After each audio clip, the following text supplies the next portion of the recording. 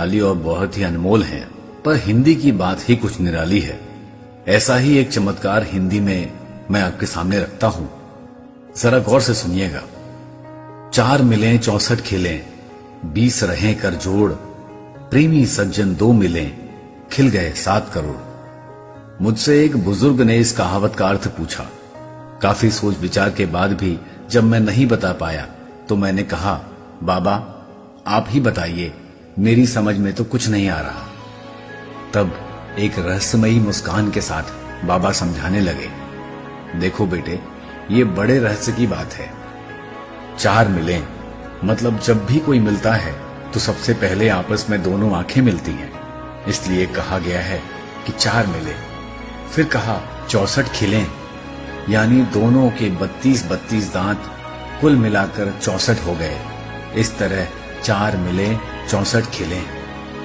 20 रहे कर जोड़, दोनों हाथों की 10 उंगलियां दोनों व्यक्तियों की 20 हुई।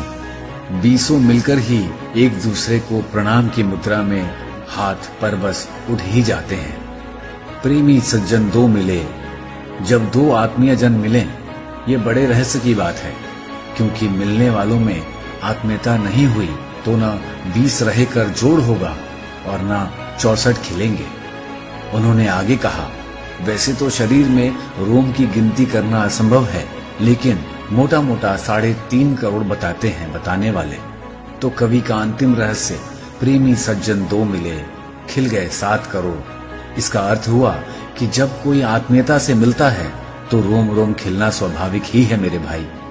जैसे ही कोई ऐसा मिलता है तो कवि ने अंतिम पंक्ति में पूरा रस निचोड़ दिया।